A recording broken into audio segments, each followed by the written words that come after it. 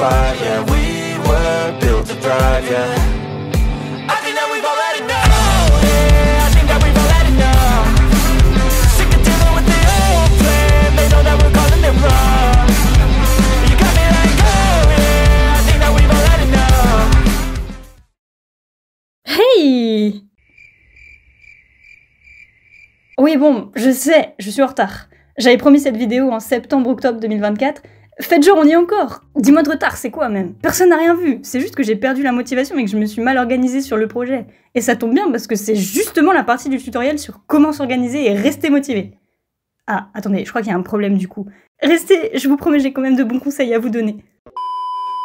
Bienvenue enfin dans cette dernière partie de ma série de vidéos de tutoriels. Si vous n'avez pas vu les 3 premières parties, c'est pas forcément nécessaire, mais vous pouvez aller les visionner si ça vous intéresse. Elles portent sur la création d'une histoire, d'un script et comment je fais mes screens. Dans cette vidéo, je vais vous donner des conseils sur comment s'organiser et rester motivé sur un projet.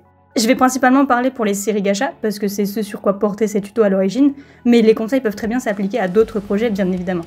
Allez, je vous fais pas plus attendre, voilà tous mes secrets pour rester motivé et organisé.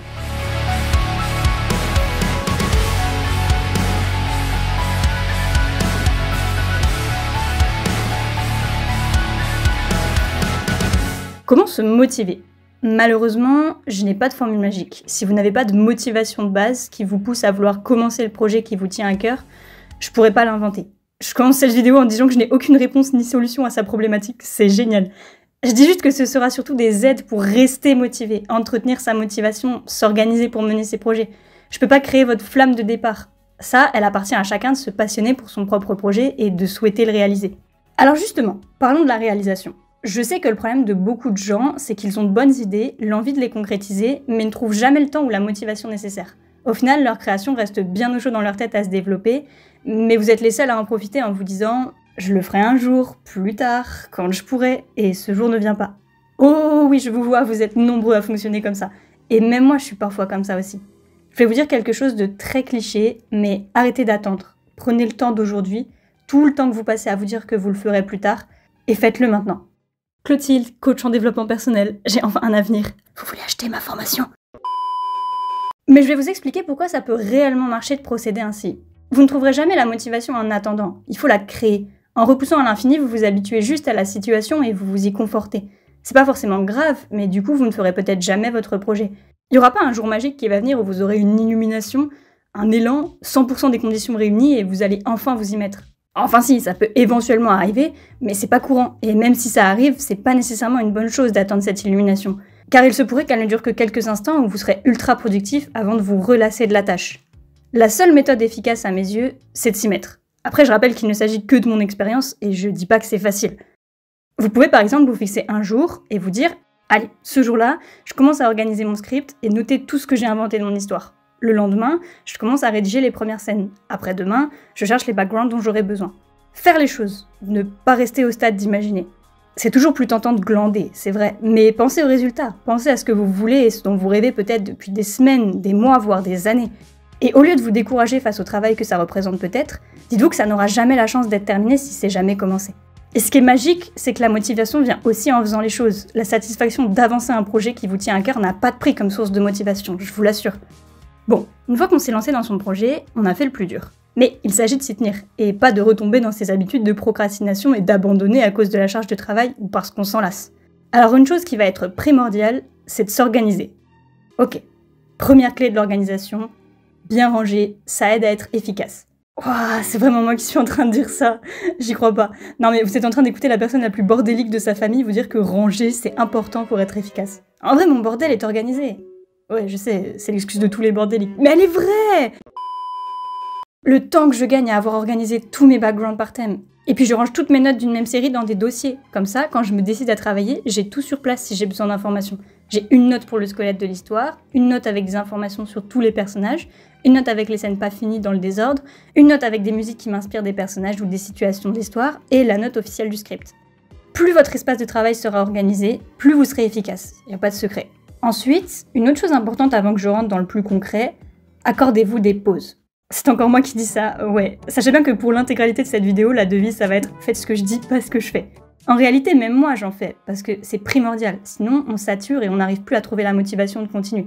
Même si vous n'en ressentez pas le besoin, accordez-vous de temps de pause après avoir rédigé énormément de pages de script ou après avoir fait plein de screens. Pas forcément de longues pauses, aller goûter ou regarder une petite vidéo ou traîner sur les réseaux. Ça permet d'être bien plus efficace quand on reprend plutôt que se donner à fond jusqu'à s'épuiser et se démoraliser. Je parle d'expérience. Et évidemment, sachez aussi mettre des limites à vos pauses. Ça aussi, je parle d'expérience. Si vous vous dites, allez, 10 minutes de pause, je vais scroller sur Insta, et que 1 heure plus tard, vous êtes toujours sur Insta, c'est plus une pause, c'est une divagation là. Si vous êtes comme ça, mettez-vous par exemple un minuteur pour vos pauses, et essayez de bien le respecter. Bon, maintenant, passons au concret. Comment organiser sa charge de travail ? Premièrement, je pense que noter les tâches qu'on a à accomplir est primordial. Faites-vous une to-do list. C'est tout con, mais on ne se rend pas compte d'à quel point ça encombre le cerveau d'être constamment obligé de se concentrer pour ne pas oublier tout ce qu'on doit faire. On se sent facilement submergé. Alors que si c'est noté, ça permet de visualiser le travail qu'on a à faire et de pas forcément y penser tout le temps. Après avoir fait cette liste donc, vous pouvez la laisser sous forme de liste. Mais sans aucune contrainte, elle pourrait risquer de devenir la liste de ce que vous devez faire un jour, peut-être, quand j'aurai le temps, le mois prochain, quand ce sera les vacances, après avoir fini l'année. Bref, vous voyez le problème.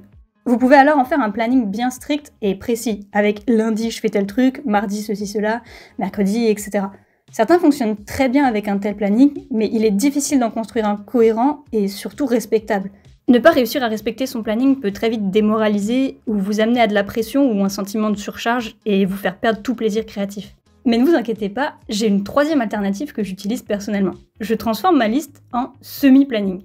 Je me mets des dates limites. Par exemple, cette semaine, j'avance mon script, je fais les screens jusqu'à telle scène et je commence le montage. Déjà, comme vous pouvez le voir, c'est vague. Avancer le script, ça peut aussi bien être 2 pages que 50.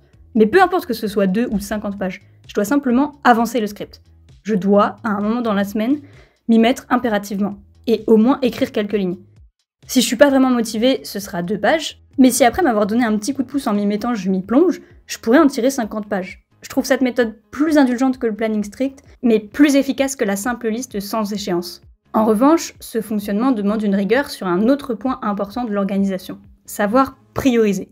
On a souvent beaucoup de choses à faire, et on ne peut pas tout faire en même temps, même si certains essayent, moi la première. Mais le mieux est quand même d'organiser vos tâches en fonction de celles qui sont les plus urgentes et les plus importantes pour les faire passer en priorité. Par exemple, terminer le montage de votre vidéo qui sort dans 2 jours sera bien plus urgent que d'avancer vos screens pour l'épisode suivant. Je vous conseille d'organiser vos listes pour faire ressortir les tâches à faire en priorité. Ça permet de ne pas se perdre et de ne pas se sentir dépassé en voyant une trop grande quantité de choses à faire sans savoir par où commencer. Enfin, l'un des points les plus importants dans votre organisation, c'est avant tout de vous connaître, pour vous confectionner un système dans lequel vous serez à 100% à l'aise et efficace. Et pour ça, il n'y a rien de mieux que de vous observer. Regardez où est-ce que c'est difficile pour vous. Demandez-vous pourquoi et comment vous auriez pu l'éviter. Quelles sont vos limites, quels sont vos échecs. Où est-ce que vous avez été super efficace et motivé et pourquoi, comment. J'ai conscience que c'est pas un exercice facile et encore moins de s'adapter derrière à nos observations, mais bon voilà, je pose quand même ce conseil parce qu'il me semble essentiel. Moi par exemple, comme je sais que j'ai tendance à trop m'en mettre, mes listes planning sont plutôt des listes idéales de tout ce que je devrais faire et l'objectif devient non plus de tout faire, mais d'en faire le plus possible selon mon énergie disponible. Bon, depuis tout à l'heure je vous parle de mes listes planning et surtout de leur forme, mais il est peut-être temps de parler de leur contenu. J'en ai déjà donné quelques exemples, mais concrètement, comment on se répartit les tâches ? Parce qu'il ne suffit pas de savoir prioriser. Eh bien, j'en ai déjà parlé dans une précédente vidéo, je commence par estimer la durée de chaque chose à faire. Ça rejoint un peu le fait de se connaître, savoir combien de temps il nous faut pour chaque partie du projet. Par exemple, je sais que je mets entre 1 et 2 journées à monter complètement un épisode de A à Z. À partir de cette information, soit je me réserve un jour où je m'y mets à fond, soit je me dis que j'en ferai un peu tous les jours. Mais je sais à quoi m'attendre sur la durée de la tâche. Prenez en compte tous ces temps pour faire vos listes planning, pour éviter de faire des choses trop irréalisables, comme essayer de faire 6 tâches de 3 heures en une seule journée. Ensuite, essayez le plus possible de découper vos tâches. Plutôt que de noter des choses excessivement longues à faire qui vont vous démoraliser pour vous y mettre, séparez chaque étape. Par exemple, si je me note finir l'épisode 10, ça va me sembler bien plus insurmontable que si j'ai faire les screens de la première scène, de la deuxième scène, de la troisième scène, de la quatrième, de la cinquième, faire le montage brut, ajouter les transitions, ajouter la bande-son, etc.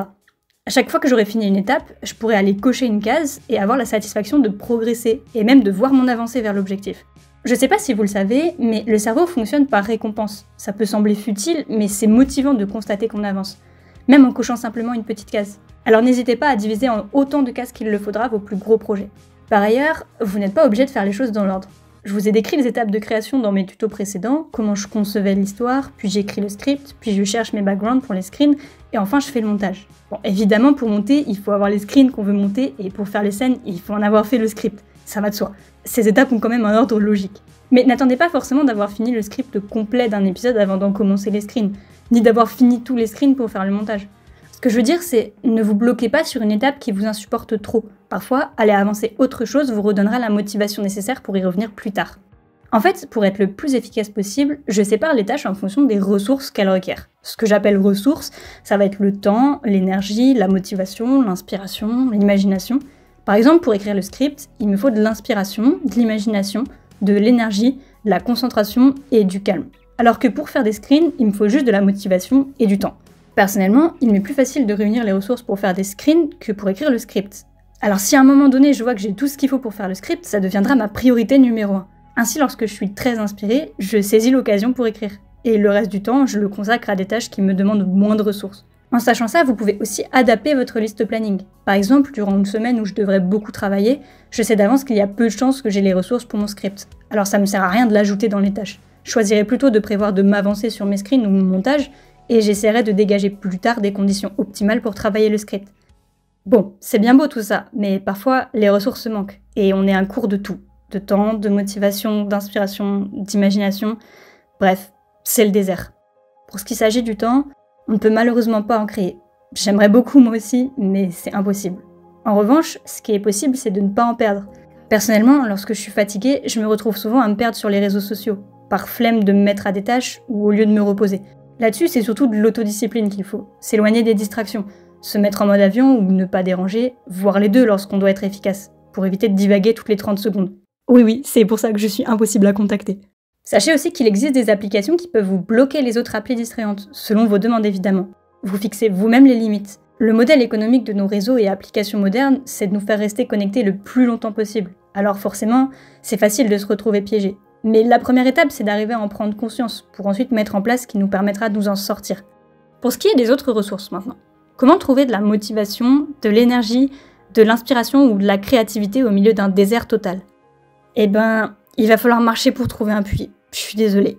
Mais je vais quand même vous indiquer la direction, vous inquiétez pas.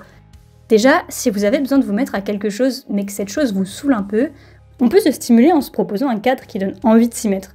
Par exemple, lorsque je fais mes screens, je mets ma musique. Je réécoute mes vieilles playlists que j'avais envie de réécouter, ou il m'arrive d'écouter des vidéos en même temps.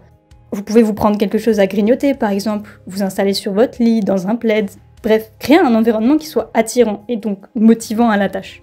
Vous pouvez également fonctionner par récompense. Par exemple, si je finis cette scène aujourd'hui, ce soir, sur le temps que j'aurai, je me regarde un film. Évitez néanmoins de mal utiliser ce principe de récompense et de ne pas le transformer en circuit de punition. Comme par exemple, je vais pas manger tant que j'ai pas fini ça. Ça va juste être dangereux pour votre santé et vous mettre de la pression qui va encore plus vous ralentir. Bon, mais malgré tout ça, il arrive d'être toujours bloqué. Parfois, on peut se retrouver coincé sur une étape qui bloque les autres, ou coincé tout court sur toutes les étapes parce qu'on perd la motivation sur le projet, parce qu'on est trop fatigué ou trop peu satisfait des résultats. Ça arrive à tout le monde, à moi aussi, et c'est vraiment frustrant et démoralisant. Déjà, dites-vous que c'est normal. Personne n'est motivé à fond 100% du temps. Il faut être indulgent avec soi-même. Certes, on cherche à être productif, mais nous ne sommes pas des machines, et lorsque ça touche à la créativité, c'est parfois dur d'être sans cesse efficace. À trop culpabiliser, on s'ajoute une lourde pression qui peut être encore plus bloquante et nous enfermer dans un cercle vicieux. C'est pas grave de pas toujours réussir, mais il est important de savoir se pardonner sur ça pour continuer d'avancer dans ses projets. Et je sais que c'est pas facile du tout, mais il faut accepter d'être humain. Et ne vous inquiétez pas, il y a quand même des solutions. J'ai quelques conseils à vous donner pour rallumer l'étincelle dans ces moments difficiles.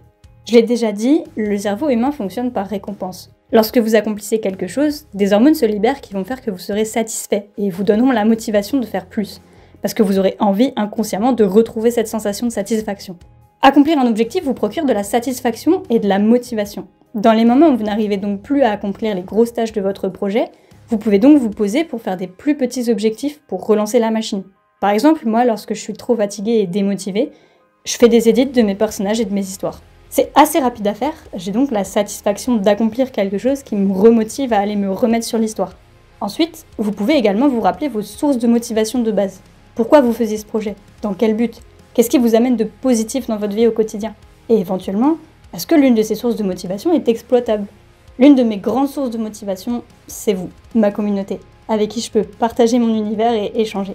Lorsque je me démotive, je sais qu'échanger avec vous sur mes histoires peut me rebooster.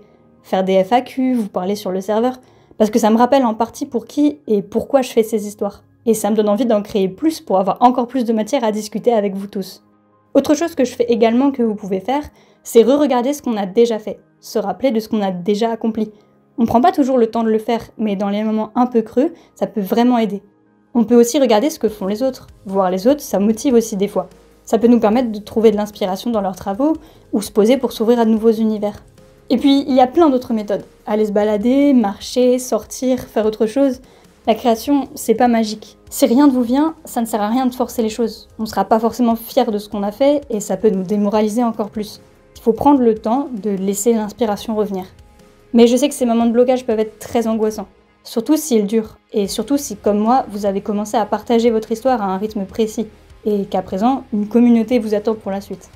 Le plus gros conseil que j'ai à vous donner pour gérer ça si c'est quelque chose d'important pour vous, c'est de prendre de l'avance. Moi, par exemple, là, j'en ai plus. Et c'est stressant. Mais promis, je me mets pas de pression.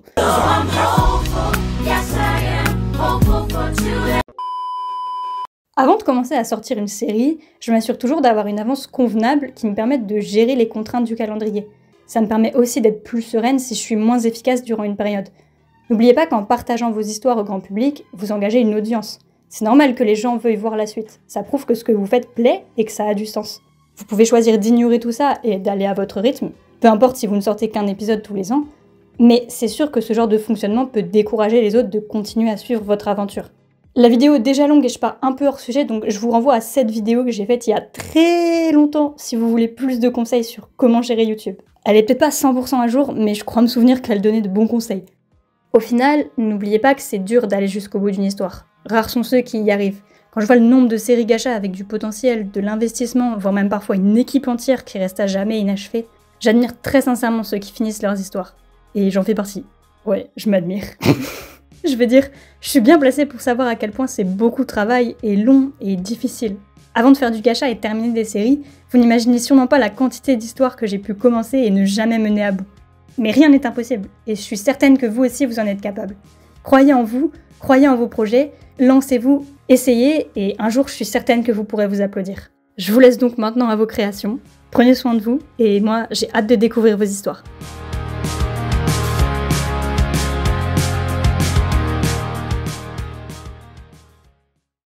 Meet me at the playground.